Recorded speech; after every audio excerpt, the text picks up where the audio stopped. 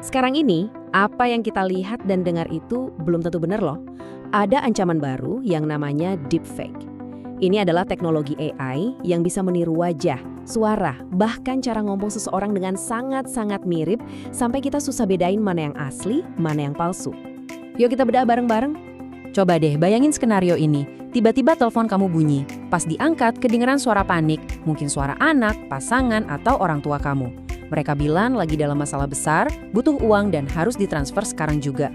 Pastinya insting pertama kita ya pengen langsung bantu. Tapi tunggu dulu. Di era AI kayak sekarang, suara yang kedengeran familiar banget itu bisa jadi bukan suara mereka sama sekali. Jadi, apa sih sebenarnya deepfake itu? Gampangnya, namanya itu gabungan dari deep learning, otaknya si AI yang canggih, sama fake, alias palsu. Jadi ya, ini konten rekayasa yang super canggih. AI ini dilatih pakai ribuan foto dan rekaman suara seseorang yang seringnya ya diambil langsung dari postingan media sosial kita. Dan ya, seringnya tanpa izin. Ada beberapa cara AI bisa bikin deepfake. Bayangin aja, ada 2 AI yang lagi tanding. Satu AI tugasnya bikin gambar palsu, yang satu lagi tugasnya nebak mana yang palsu. Mereka tanding terus-terusan sampai si AI pembuat gambar palsu ini jadi jago banget, hasilnya nyaris sempurna.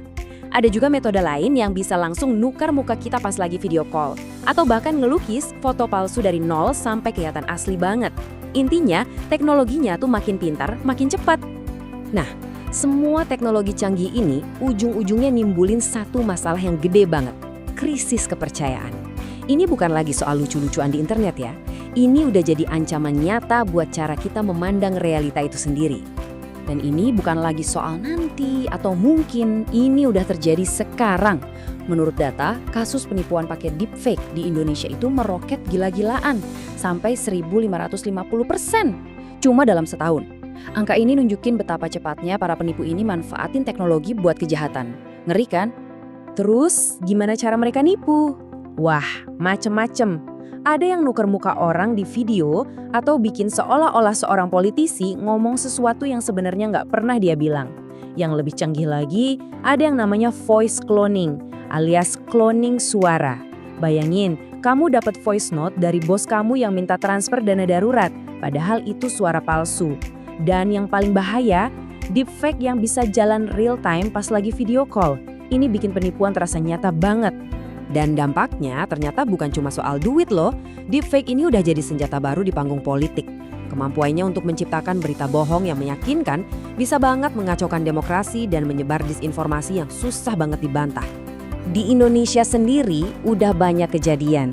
Dulu pernah ada video deepfake Presiden Prabowo yang dipakai buat nipu ratusan orang di berbagai provinsi. Nggak lama, muncul lagi video serupa bareng Menteri Keuangan Sri Mulyani. Bahkan deepfake Gubernur Hovifah juga pernah dipakai buat modus penjualan motor fiktif. Saking parahnya, Indonesia sampai harus ngeblokir aplikasi AI Grok karena disalahgunain buat bikin konten-konten palsu yang rugiin orang. Nah, ini nih yang menciptakan situasi yang bahaya banget. Ada istilahnya dividen si pembohong. Gini, kalau deepfake udah jadi hal biasa, politisi yang beneran terekam ngomong hal yang salah bisa gampang banget ngeles. Oh itu kan deepfake, batasan antara yang benar sama yang bohong jadi kabur. Terus gimana kita bisa nuntut pertanggungjawaban? Kepercayaan kita sama bukti jadi hancur. Dampak kepercayaan publik ini beneran nyata. Ada studi yang nunjukin orang yang nonton konten asli punya skor kepercayaan rata-rata 4.2 dari 5. Tapi, begitu mereka lihat konten deepfake, skor kepercayaannya langsung anjlok ke 2.4. Ini bukti nyata gimana deepfake bisa merusak kepercayaan kita pada apapun yang kita lihat. Oke, situasinya emang kedengeran serem dan bikin parno. Tapi, bukan berarti kita nggak bisa ngapa-ngapain. Justru jawabannya ada di keunggulan kita sebagai manusia. Yuk kita lihat gimana cara ngelawannya. Sebenarnya kita bisa coba latih mata kita buat jadi detektif. Ada beberapa kejanggalan yang bisa kita cari. Coba deh perhatiin, matanya aneh nggak? Jarang berkedip misalnya. Atau ada bagian yang ngeblur di sekitar rambut atau muka. Sinkronisasi bibirnya pas nggak? Pencahayaannya aneh. Atau mungkin gerakannya kaku banget. Ini semua bisa jadi tanda-tanda bahaya. Tapi, ada masalahnya. Teknologi AI itu belajarnya super cepat. Jauh lebih cepat dari kita. Deepfake yang makin baru, makin susah dideteksi. Jadi, jujur aja ngandelin mata doang buat jangka panjang itu udah nggak cukup lagi. Jadi, kalau teknologi bukan lagi jawaban utamanya, terus kita harus gimana dong? Jawabannya mungkin bakal bikin kamu kaget. Solusinya itu bukan aplikasi canggih, tapi sesuatu yang sangat manusiawi dan ya sangat sederhana. Kenalin sistem kata sandi aman atau safe word. Caranya gampang banget. Pertama, pilih satu kata atau pertanyaan unik yang cuma kamu dan orang terdekatmu yang tahu. Kedua, rahasiakan. Jangan pernah di-share online. Ketiga, kalau ada permintaan darurat yang mencurigakan, langsung tanyain kata sandi itu. Dan keempat, yang paling penting, kalau mereka nggak bisa jawab atau ngeles, langsung tutup teleponnya. Nggak usah basa-basi. Terus, telepon balik ke nomor yang kamu tahu itu beneran nomor mereka. Dan sistem ini tuh berguna buat siapa aja loh. Bukan cuma buat keluarga, buat ngelawan penipuan cucu atau telepon penculikan palsu.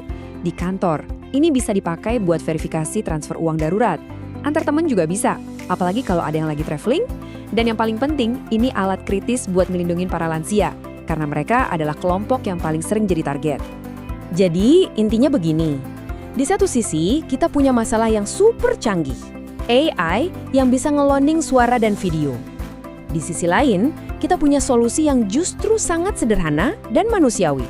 Sebuah kata sandi rahasia yang udah disepakati, kebiasaan buat telepon balik ke nomor yang kita percaya, dan yang terpenting, selalu berpikir kritis dan waspada. Ingat, ini baik-baik. Tujuan utama penipu itu adalah bikin kita panik dan buru-buru. Mereka nggak mau kita punya waktu buat mikir. Jadi, waktu adalah musuh terbesar mereka. Dengan kita menutup telepon, kita ngambil alih kendali. Kita ngasih diri kita sendiri waktu buat mikir dan verifikasi. Begitu kalau tutup telepon, penipuan itu gagal. Mereka kalah. Sesimpel itu. Sebagai penutup, aku mau kasih satu pertanyaan buat kita renungin sama-sama. Kalau teknologi udah bisa bikin kepalsuan yang begitu sempurna, kepercayaan itu nggak bisa lagi cuma ngandelin mata dan telinga kita. Kepercayaan harus dibangun di atas sistem yang sengaja kita ciptakan. Jadi, di dunia yang serba palsu ini, apa yang akan kamu pilih untuk dipercaya?